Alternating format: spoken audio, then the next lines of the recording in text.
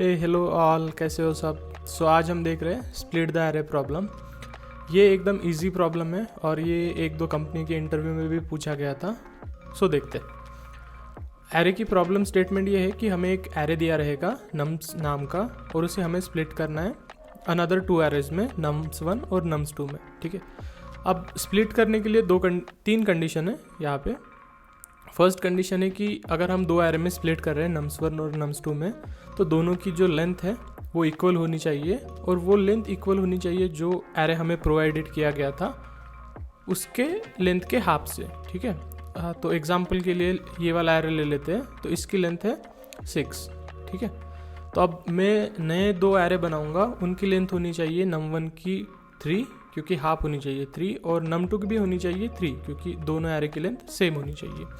अगर ये पॉसिबल है, हमें एरे रिटर्न नहीं करना है, हमें बस ट्रू या फॉल्स रिटर्न करना है। अगर ये पॉसिबल है स्प्लिटिंग, तो हम ट्रू रिटर्न कर देंगे, अदरवाइज हम रिटर्न कर देंगे फॉल्स। ठीक है, अब जो ये num1 और num2 एरे है वो डिस्टिंक्ट एलिमेंट कंटेंट करने चाहिए, डुप्लीकेट नहीं। ये लास्ट टू कंडीशन है। ओके, सो देखते हैं इसकी अप्रोच कैसे सॉल्व करने वाले हैं। ये हमें एक एरे दिया है nums नाम से। ठीक है, इसकी लेंथ जो है ये है 6, लेंथ है 6।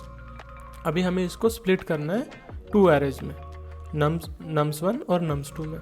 ठीक है, अब स्प्लिटिंग की तीन कंडीशन थी। सबसे पहले जो लेंथ है वो इक्वल होनी चाहिए nums1 की और nums2 की। तो यहाँ लेंथ आ रही है 3, 1 मिनट, यहाँ लेंथ आ रही है 3 और यहाँ भी लेंथ आ रही है 3। So first condition satisfy.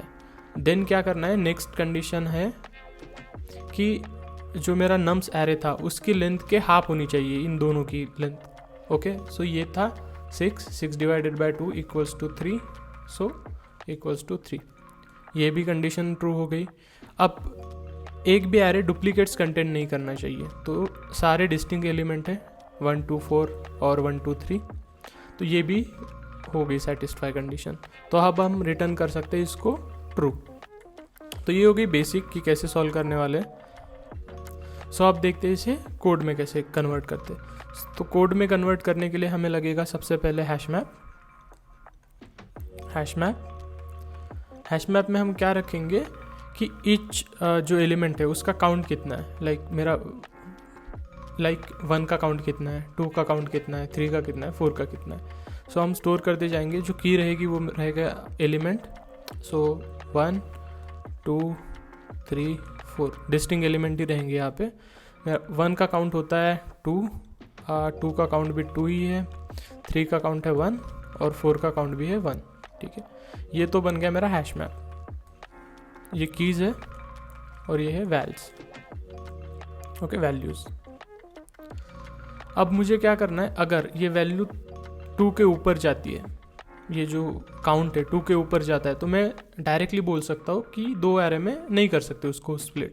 अगर मान लो 1 का काउंट 3 है तो दो एरे में एज ए डिस्टिंक्ट एलिमेंट नहीं हो सकते। डायरेक्टली मैं फॉल्स रिटर्न कर सकता हूँ। तो मेरी कंडीशन रहेगी एक, if count is greater than 2 return false.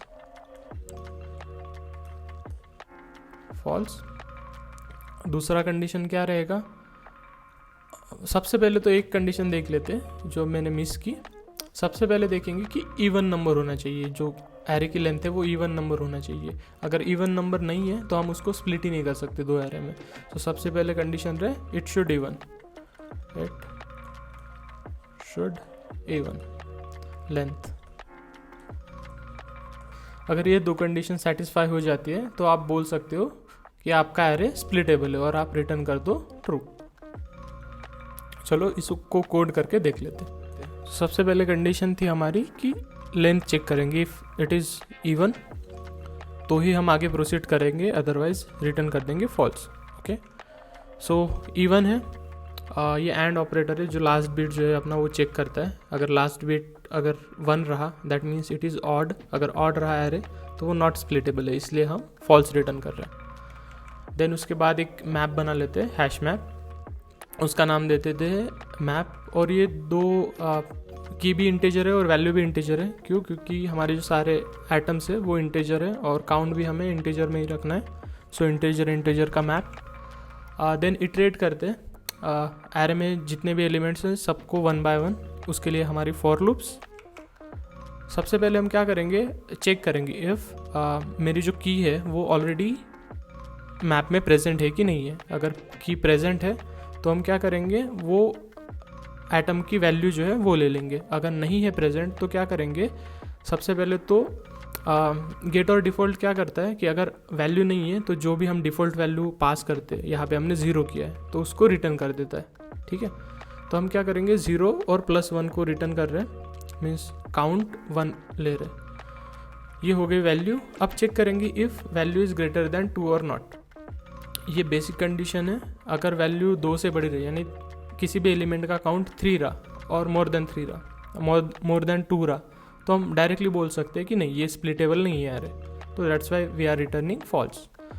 अब लास्ट में क्या करेंगे, लास्ट लाइन में इसके कि हो गई मेरी कंडीशन चेक। अब उसको जो भी अपडेटेड वैल्यू है मेरी, उसको मैं एरे में पुट कर रहा हूँ। अगर मान लो 1 है 2 है तो मैं एरे में पुट कर रहा हूँ।